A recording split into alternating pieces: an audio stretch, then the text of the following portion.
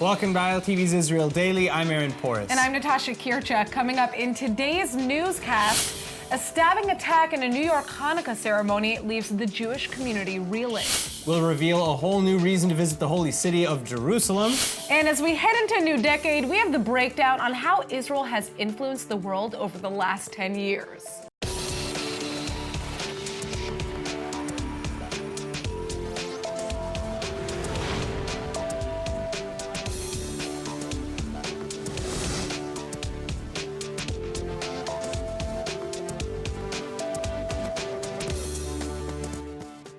Shocking news from the United States. 5 people have been injured in a mass stabbing attack at a residential synagogue in upstate New York.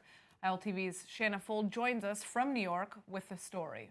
Yes, Natasha and Aaron, what started as a Hanukkah celebration ended in a nightmare for residents in upstate New York. Dozens gathered together in Monsey to light the 7th candle of Hanukkah when a man broke in with a machete and began his attack.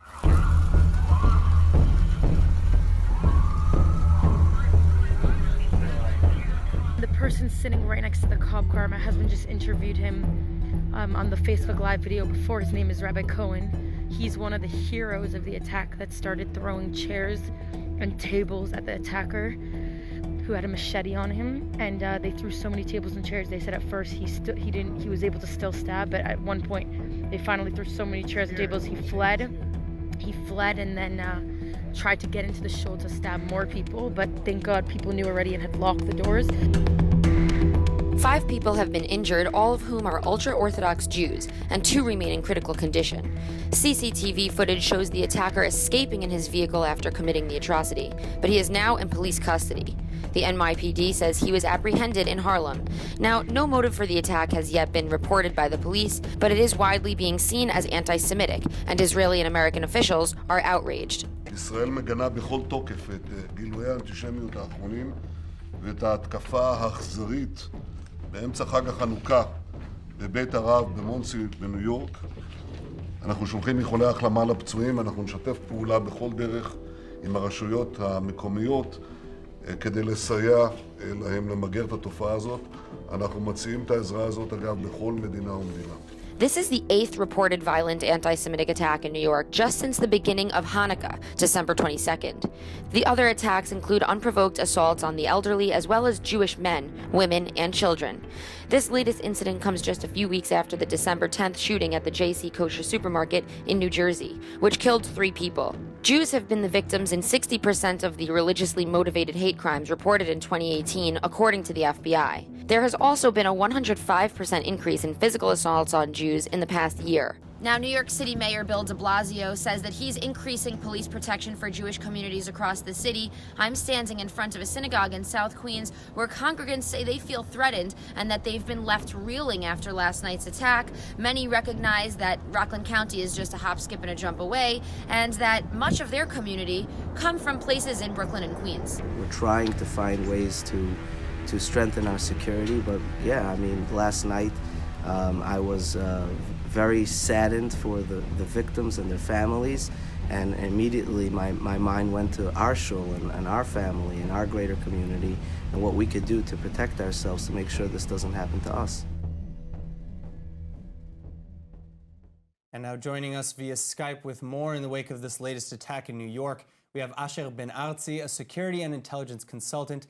Now, what are the reasons that we are witnessing more anti-Semitism now? Because a lot of people liken what's going on right now to the rise of anti-Semitism in Germany ahead of the Holocaust. Is that accurate? I think that it's a part of the politics.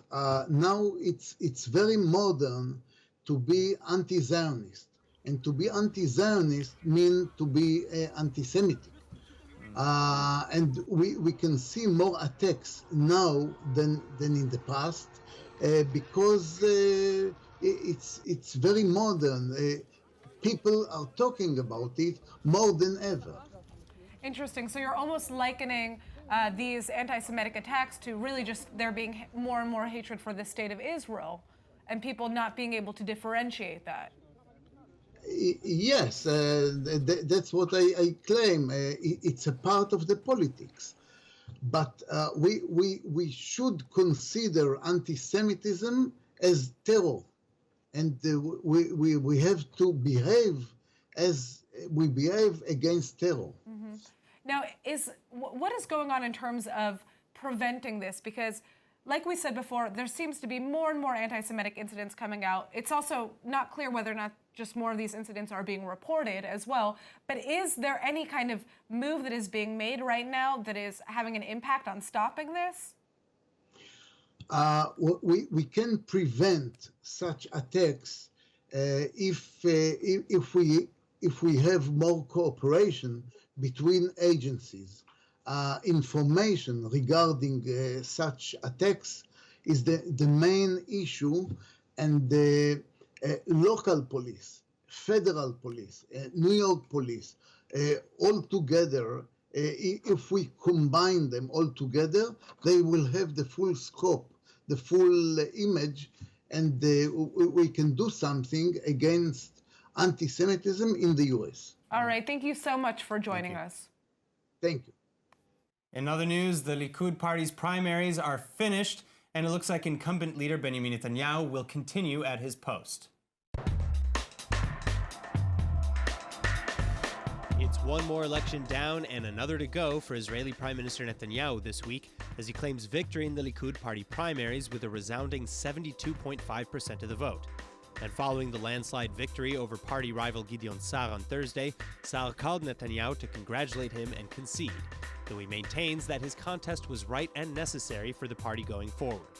Well, Netanyahu, for his part, thanked his supporters after counting down to the end of the vote live on Facebook.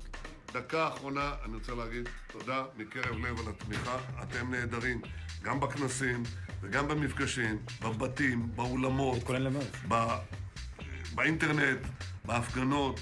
פשוט לא יאומן. During his countdown, he was even reaching out to individuals who went out to cast their ballots, and Ricky Braun, for one, couldn't believe her ears as the Prime Minister's voice rang through her phone. ריקי על הקו? ריקי על הקו, לא, מדבר בנימין נתניהו, זה לא פייק. לא פייק. תסתכלי בפייסבוק, תפתחי. יש לך?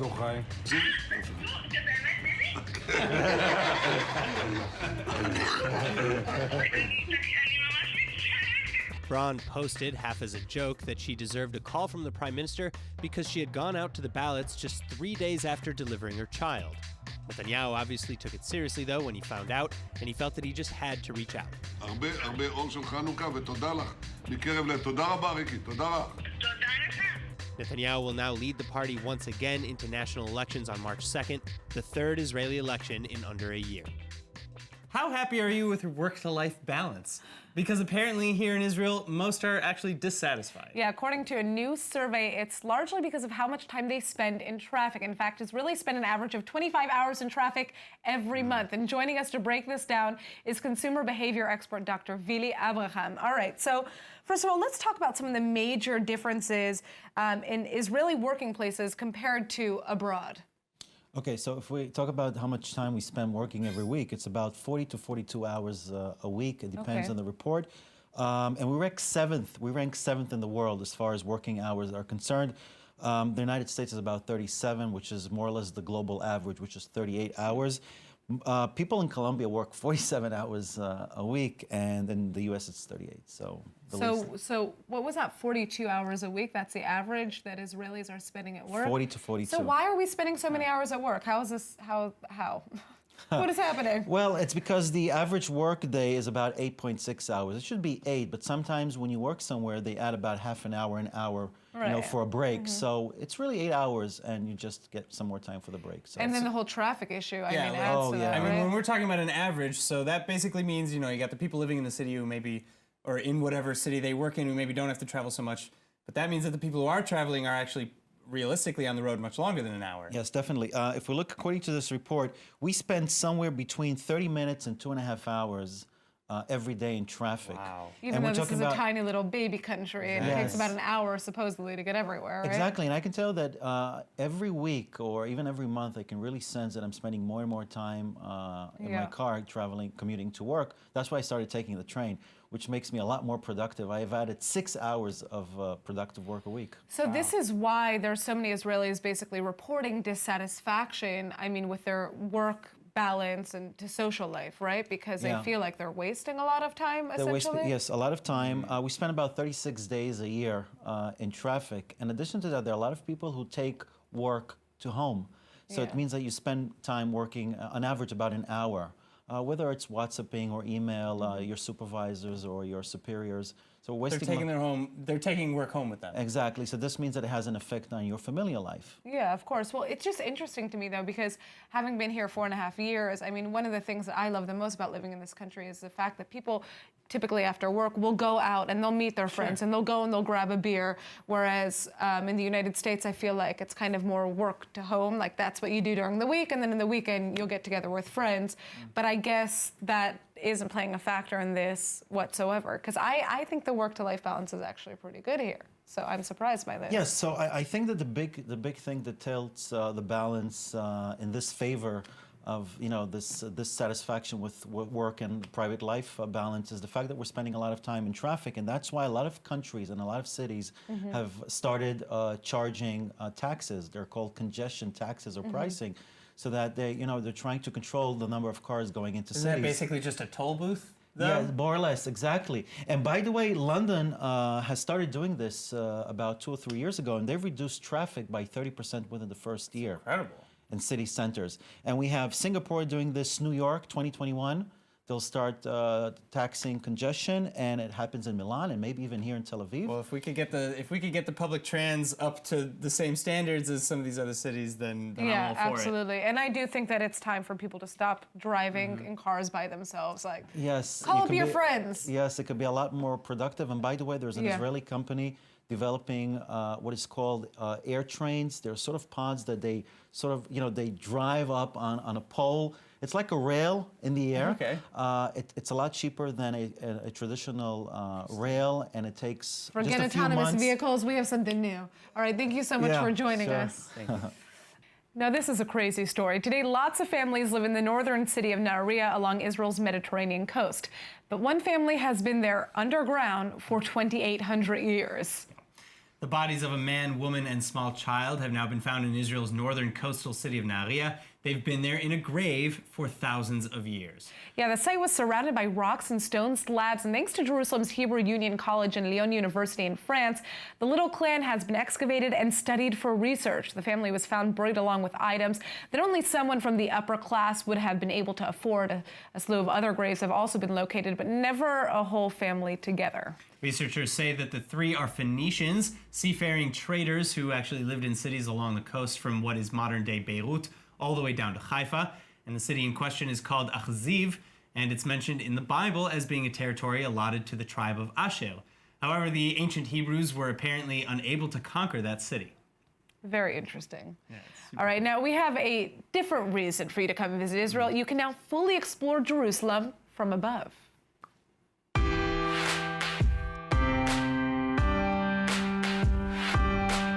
Get ready, because a full North Ramparts walk route is now open in the Old City, allowing visitors to walk along the city's ancient walls an entire 3 kilometers, all the way from the Jaffa Gate to the Lion's Gate.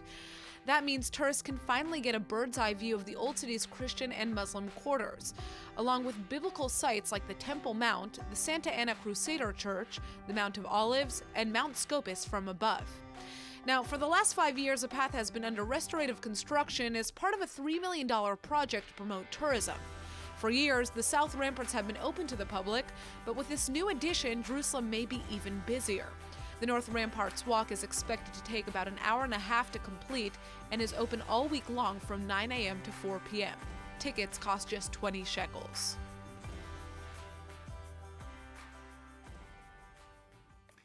Moving on, what do beauty standards look like in Israel? That's a good question, and over 67,000 Israelis have undergone plastic surgery in 2019. That's nearly 1,300 elective procedures every day. But what is driving the trends? Well, here with the answer is Israeli plastic surgeon Dr. Gil Nardini. All right, so, I mean, this is such an interesting topic to me. Tell us a little bit about what surgeries and treatments are the most popular in Israel. So the most popular surgeries in Israel are actually breast augmentations. Interesting. More than like Botox in terms of a procedure. I know it's not surgery. So we divide between procedures and surgeries. So when we look about surgeries, we're looking about on breast augmentation, which is the first one, then liposuction, and the third most popular is rhinoplasty, which is a nose job. It's interesting. Are there any trends that you're seeing that take place, I mean, worldwide that influence the types of surgeries that people here in Israel choose to do? Because I'm assuming there's kind of, beauty standards here that people are trying to live up to, right? So if we look at the last decade, we see that because social media is a big part of our life, there's more and more selfies and more demand for plastic surgery. Mostly, as I said, nose jobs or breast augmentation. So are you actually seeing these numbers rise? Sorry that I cut you off there. They've been rising over the past couple of years. So this is unprecedented. It's more than ever. Well, we catch up to the Western world. In comparison to the United States, we still, the amount of plastic surgeries are still low in comparison, but we are getting there. Now the trends for what's popular here, does that basically match up with the same things in other countries? Like, is breast augmentation also basically the number one in other areas of the West, et cetera? Yes. It's similar to the United States, but if you look at other countries like Brazil, so in Brazil, most of the surgeries are liposuction and lipofilling, mostly not of breast, but of the buttocks. And are men in Israel also getting like a lot of these procedures, or is it mostly just women? So we're looking about 30%, 70%, 70% female patients, 30% are male. Oh, that's a lot. Yes. It's, it's just interesting to me because you see nowadays, I mean, when you're watching the Kardashians, for example, a lot of these celebrities are getting procedures that are non-surgical, right? So I'm assuming that is also something that you're seeing more of. We see more increase in non-surgical procedures than surgical procedures, of course. Well, I guess my final question is, are we seeing a trend of the reversal as well? Because we've heard reports that people are removing their augmentations to a certain degree, getting rid of their breast implants and such. So breast implants and removal of breast implants is a totally different issue. But if you look, for example, about nose jobs, so more people want a natural nose, not like an operated nose. Sure. So the trend is to be beautiful, but that no one will know that you had surgery. Yeah, right? Well, yeah, everybody wants to look beautiful without knowing that they got the work done, right? All right, thank you so much for joining us. Super interesting. All right. Got any extra cash to spare? The world's most expensive menorah is now visible to the public, and ILTV's Nittany Manson has the scoop. This is the Rintel menorah, and it's valued at a whopping $563,000. But sorry, you can't buy it. This historical artifact is 266 years old and is now on display just in time for Hanukkah at Amsterdam's Jewish Historical Museum. So why is this menorah so special? Well, it was built back in 1753 and is a relic from the golden age of the Dutch Jewish community that was almost completely wiped out during the Holocaust. The massive menorah was built by a master silversmith before being donated to the Great Synagogue of Amsterdam. But during World War II, it disappeared when the temple was looted. And it's still not known who hid the Rintel menorah, but it is believed to have been concealed inside of a piece of furniture. Its wooden base was never found, which is why it's been under restoration and out of the public eye for quite some time. Well, now that it's been reassembled, the Dutch Jewish community has even more of a reason to celebrate Hanukkah this year. All right, Hanukkah is coming to an end, and so is 2019. We're heading into a new decade, and that's why ILTV's Emmanuel Kadosh is here to help us take a look back at how Israel has made an impact in the last 10 years. So, take it away. Hey guys, so first off, we're talking TV. Israeli TV series have gone international over the last decade, with Hollywood execs adapting shows like Euphoria, Homeland, and In Treatment. And the New York Times has even praised the Israel series Chatufim, or Prisoners of War, as the best international TV show of the decade. But Israeli actress Gal Gadot might be the biggest breakthrough for Israel for her massive role as Wonder Woman in 2017, and she's slated to star in even more films next year, so keep your eyes out for her. All right, so next up, the tech world. Waze and Mobileye are two Israeli tech advances that have changed how we drive. Everybody has Waze on their phones nowadays, a GPS app that lets you know in real time if there are cops nearby, how bad the traffic is, and if you have to watch out for cameras that are trying to catch you speeding. And then there's Mobileye, on the other hand, which is making sure you don't crash into said traffic. And it may even make it so that there are self-driving cars in the next decade. Both of those technologies were acquired in massive deals that make us all sad that we are not that rich. Up next, food. The Israeli culinary scene has taken the world by a delicious storm, and everyone's into it. In fact, the #1 restaurant in Paris called Shaboul is Israeli, and it's only been open for 3 months. Israeli chef Eyal Shani, on the other hand, has opened endless restaurants across Europe and the United States, like his famous Miznon restaurant that you can find in places like the Chelsea Market in New York City, and so many more that you definitely don't want to miss out on. Last but never least, fashion. Israeli wedding dress designers have taken over. Designer Gali Alav dressed A-list celebs like Beyonce and Jennifer Lopez, Ariana Grande, Kim Kardashian, Lady Gaga, and endless more celebrities have worn dresses by designer Alon Livne, and even Israeli designer Inbal Dror was actually contacted about possibly creating the wedding dress for Duchess Meghan Markle for her royal wedding. Hopefully, we manage to make an even bigger impact in the decades to come. All right, very nice. Aaron? That's excellent. Yeah, it's a good way to go. You found a wedding dress? I did. But I can't show you because it's bad luck.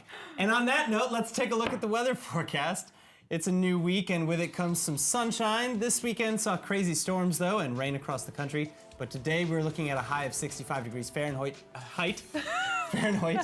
or 19 degrees Celsius with sunny skies. Tomorrow, the temperatures should stay about the same, but skies will be partly cloudy.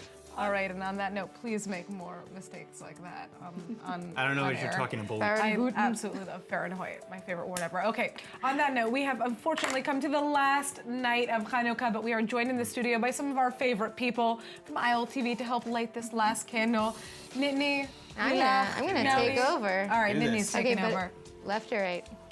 I'm gonna go from this side because whichever way you look, I'm doing it right from one way. All right, guys. One of All right, you what is are you right. doing for the last night of Hanukkah? Any exciting events taking place, or Drinks. just drinks? Mari's gonna get some margaritas. I'm making potato latkes tonight. That's what I'm doing with my girlfriends. regular margarita. I'm coming margaritas? over. Latkes, regular latkes, or Not because latkes. mine. Oh, this won't light. Mine are regular potato and sweet potato, like mixed. Good job, guys. Happy Hanukkah. Happy Hanukkah. All right, now we know that you guys like surprises. You like surprises, right, Aaron? Most of the time. Most of the Sometimes. time. All right, well, here is one Israeli getting the surprise of a lifetime.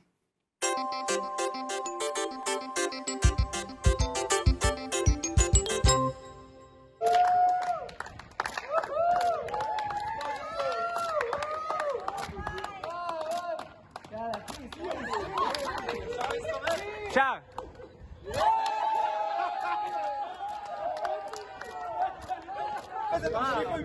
נשיקה, נשיקה. נשיקה, נשיקה. תרים אותה, תרים.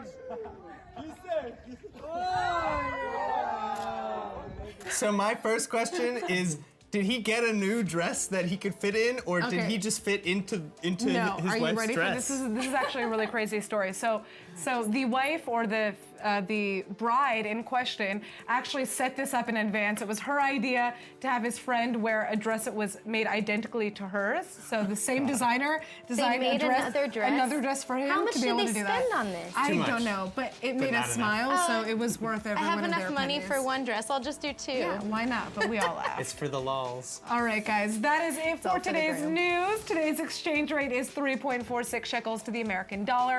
For more news from ILTV, please like ILTV on Facebook, follow us on Instagram, and subscribe to our YouTube. I'm Aaron Porras. And I'm Natasha Kirchek. Thanks for watching.